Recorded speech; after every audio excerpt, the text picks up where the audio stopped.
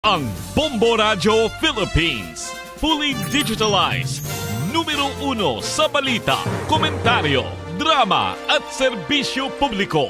Bombo Radio Philippines, inyong #1 at most trusted radio network in the country. Basta Radio Bombo!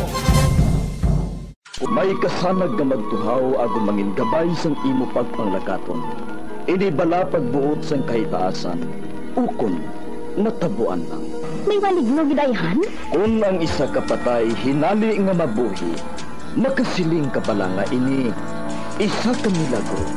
Ukon kahimuan sang siyensya. May impyerno gidayhan? Ini nga pala mangkutanon, pagasabton sa siling nga palatuntunan.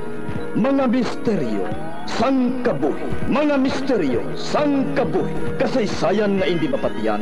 Apang nagakatabo, kung kamo may kasaysayan nga daw hindi kinaandan, ipadala lang diri sa aton palatuntunan. Mga misteryo sang kabuhi, DYWB Bombo Radio, Mandalagan, Siyudad sang Bacolod, kag inaamon pagatagan sang kabuhi diri sa Mga Misteryo sang Kabuhi. The Farmer's Bazaar, your traditional public market with the touch of Plasualados, ang isa ka lugar nga gintukod sa tion kag sa kasagsagan sa COVID-19 pandemic nga may tinutuyo nga maghatag sa imo sang safe subong nga ang COVID-19 hindi na gid man dako nga pamahog kag nagapakadto na kita sa next normal. Rest assured nga ang Farmer's Bazaar will further evolve agud yung magpadayon sa paghatag sa inyo sing satisfying marketing experience. The Farmer's Bazaar sa lower level, tara na pahamtang ang fish, poultry kag meat section para naman sa inyo mga kinahanglanon nga prutas, utang kag iban pa, magbisita sa upper level, pinaagi sa paggamit sa hagdanan o kon sa pagkadto direkta sa parking lot. The Farmer's Bazaar, your traditional public market with the touch of Plasualados.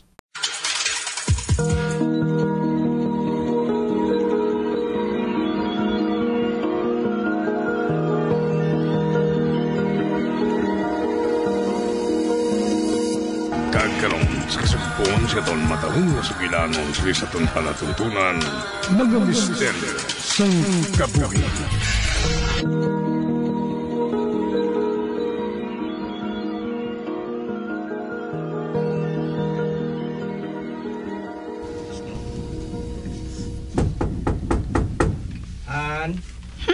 Hindi ako magsabat.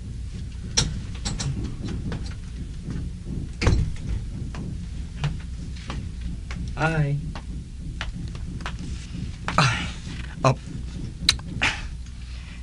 Nga nagpakuribong ka diri sa kwarto. Han ang tawag niyang liwat sa akon.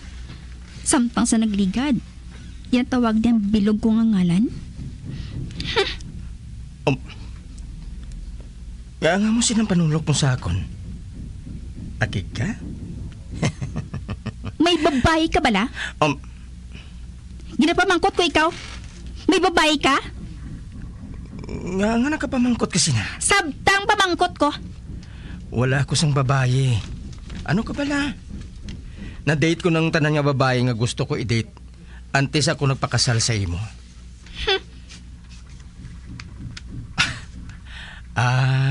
Gusto na. Nakaibalo na gali ako. Kari ka diri. Ginaaway ka naman ni Mami ay, no? Kagparehos ang kinaandan. Ako naman ang mahayos ang sorry sa imo. Kingaabala nga kontra niya ako. Nagapangimon lang ina siya.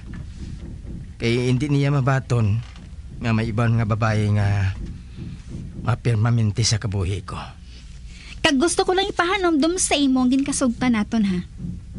Nga kung madakpan ko ikaw kung nagapangin babae, ganon, bayaan ko ikaw, kag hindi mo na ako pagpangitaon. Wala ko yung ginakalimtan. Kagamoy ng rason, kung nga wala ko sang handom nga luiban ka. Basta lang ha. Magpati ka sa akon. Ang luiban ka, among katapusan nga bagay nga masulod sa kaisipan ko. Kung mataboy na, maminsara na ako sang 77 ka bisis antes ko buhato nina. Kabay lang. Magsalig ka. Sige na, mag-ilis ka na. Kinakaluto na siguro si mami mo. Basi dugay-dugay. Paungunan niya kita. Pero, kilawan mo anay kaunon ko ha. Kibasi kong ginbut pa nga niya sang hilo. Hindi man siguro kriminal si mami? Sigurado ka? Kaya kalahi nga daan siya ni Saddam Hussein, no?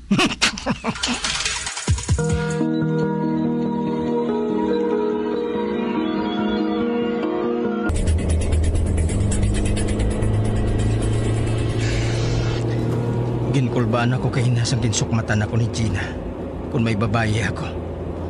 Ang dumdum ko kung ginsuk...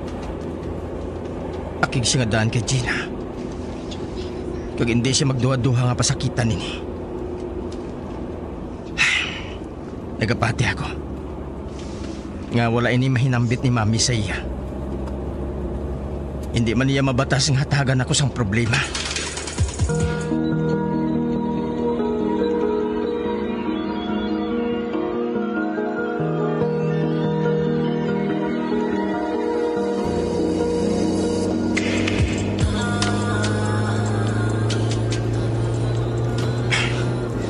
Hindi ako makahangop sa ginabatyag ko. Kung bala, excited ako o kung ginanervyos. Samtang nagapadulong sa balay ni Asila. Makita ko na nga ako na anak sa una nga kahigayunan. Kag hindi ako makaibalo kung paano ko siya tubangon. Nakita ko ng picture niya. Nawong ko gid siya. Kag masalaan mo siya nga babae. Tungod malaba kag medyo kulong ang iya buhok. Pareho kay Asila. Amo man ang iya mga mata. Kagamoy ng rason kung nga ginpaimbestigahan kong bata. Kag nakor. Nga anak ko siya.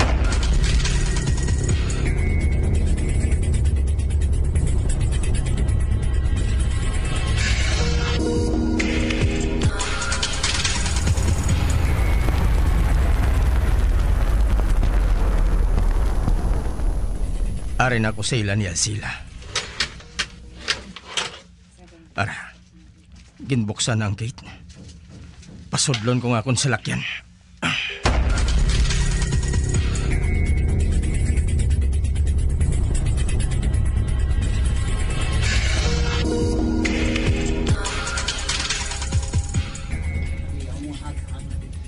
Sa din siya. Ato siya sa sulod. Excited na siya gani nga makita ka eh. Wala siya nagpahimunong. Amo bala? Dali ka. Magsulod ka. Ba? Ikaw si daddy ko? Oo. Daddy, maampang kita. Dali. Anak, karon na lang kamuhampang ni daddy ha. Ha? Nga, mami? May hambalan pa kami ni daddy. Dito lang anay ka mo ni Yaya sa room mo ha. Sige, mami. Yaya! Yaya! Madali lang ha. Kaya makuha ako sang aton mainom. Ano pala ini? Si Jasper ang rason kung nga ginpakadto niya ako dre. Apang subong. Ginpalayo niya dayon sa akon.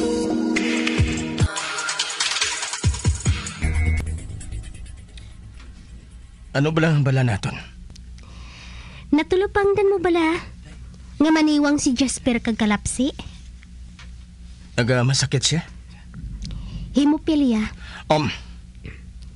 Isa ka klase sang balatian sa dugo. Kag ara ina sa dugo namon. Kag ang malain. Kay ang mga anak lang nga lalaki ang makapanubli sang amo nga masakit. Kag nahimurid si Jasper sang nagligad lang gid nga bulan. Madula na siya sa amon. Oy, hindi ko man kuntani gusto nga ihambal ini sa imo. Apang kinahanglan ka ni Jasper. Kag wala ako makahibalo kung tubsan ko siya nga makaupod. Wala sang kasiguruhan ang kahimtangan niya. Bawiun na siya sa akon. Kagusto ko nga hatagan sang kalipay ang akon anak, Ryan. Kag anak mo man siya.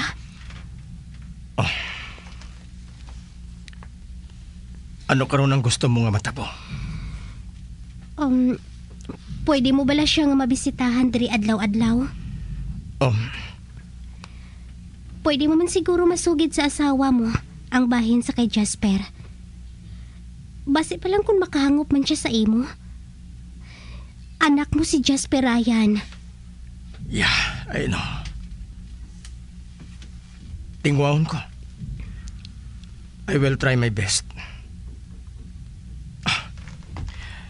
Gusto ko nga makita liwat ang akon anak. Ay, sure. Dali ka. Kadtuan naton siya.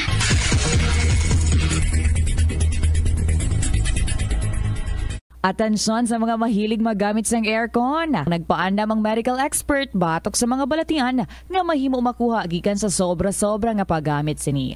Ernita Limpin, isa ka experienced healthcare specialist, mas maayo nga tsakyaron nga malimpyo ang hangin nga nagikan sa aircon. Bangod kun mahigko, mahimo ini nga magtugas sang impeksyon. Kag mga balatian ni hagan-hagan na lang ina, bangod bisan makabulig ini sa imo sa maginot nga tiyempo, may risgo man ini sa imo nga ikaayong lawas.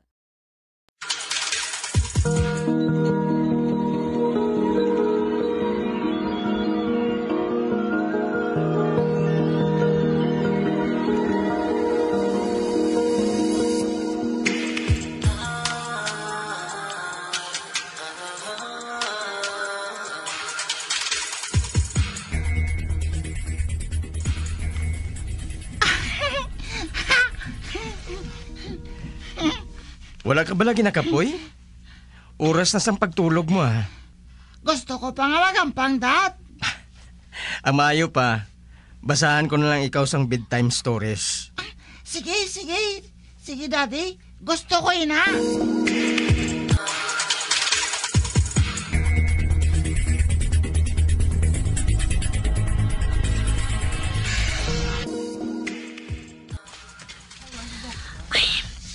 Alas 11 na sang gabi. Apang wala pa si Ryan. Amo na yung pinaka-late nga paghulat ko sa iya. Ari naman. Kalain naman sa nagasulod sa huna-huna ko. Sa nagtawag siya kay na sa akon, nagsiling siya nga magabihan siya sa pagpauli. Kag na-sense ko, kado hindi siya mapahamtang. Basi ko nagabutig siya. Ang maay pa, manawag ako sa ilan ni ugangan na. Mamangkot ako kung nato dito si Ryan.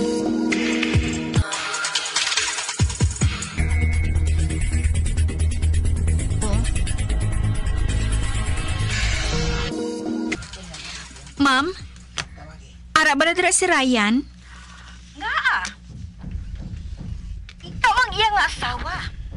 Dapat dira siya sa imo mapauli. Kung wala siya dira, wala na ako sang mahimo dira. Basi ko natak-an ang bana mo sa imo. Gani kung diin na siya nagakadto. Nakaibalo ka bala kung diin si Ryan? Hay sos, hindi na ako pag-umira sa problema ninyo nga mag-asawa. Gwa na ako dira. Sa tiyon nga makaibalo ako, na ginakonsinti mong kabuangan sang imo anak, pati ikaw manabat sa akon. Ay, hindi ko sana ako nakatuon sa pagpangin babayi ang bana mo. Sige, salamat na lang. Kung amo, matuod ang duha-duha ko. Nagapate ako sa ginatawag nga woman's instinct. Ryan, paano mo ini nabuhat sa akon? Nangin maaya ko nga asawa. Lusyang na bala ako. Tula man ako nagtambok. Wala na ako nag-areglar sang maayo kay Ti.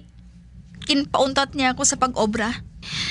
Talagsan na lang ako nagapamutang sang makeup. Apang rason bala ina, agulo iban ako ni Ryan. Masunod na ako sa kwarto. Tag-ilak ko ini. Bahala na si Ryan nga magtulog sa sofa. Ayhan, nataka na siya sa akon. Tugod wala gihapon ako nagbusong. Ano ba ang diferensya sa akon? Ano?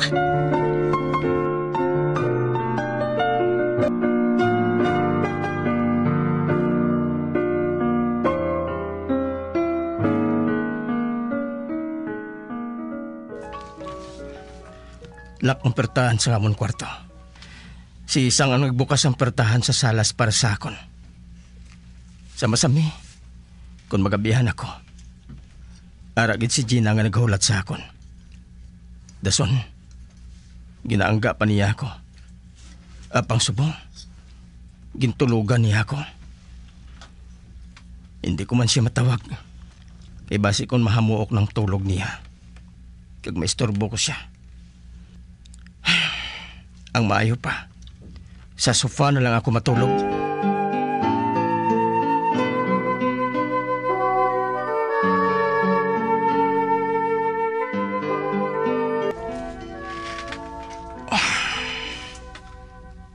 Hindi ako makatulog. Ginapaminsar kong dako nga problema. Ang una ko nga dapat nga buhaton, amo ang intampad kay Gina ang bahin kay Jasper. Apang ang pamangkot kung paano ko suguran ini.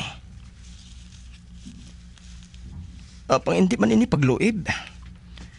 Kinatabo ini antes kami ginkasal nga duha. Wala sang third party nga involved. Wala sang other woman.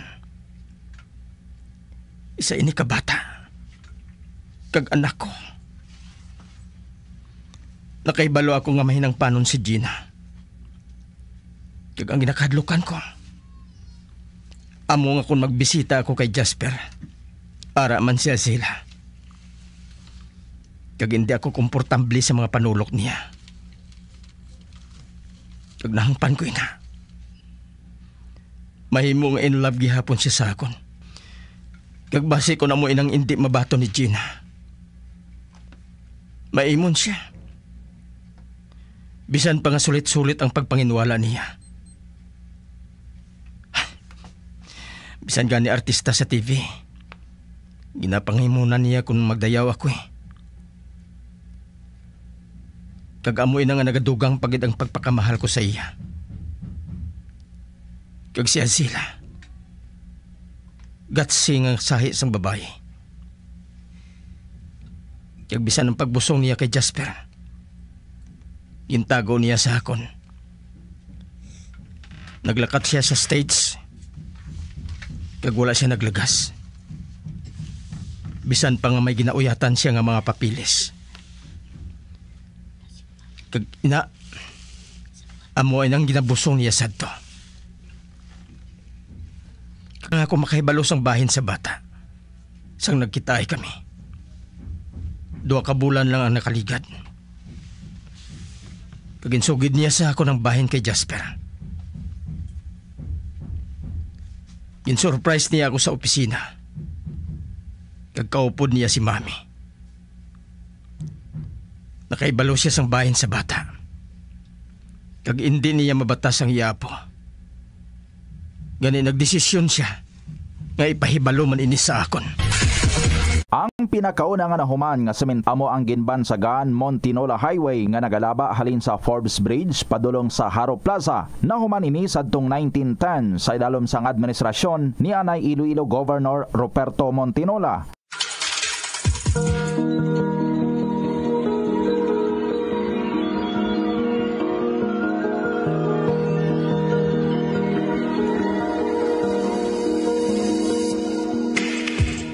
Magabian sa dagrinyo sa pagtamati ang batahong magsupon sa itong sugilanon kaysa itong palatuntunan. Mga misteryo sa kabuhi.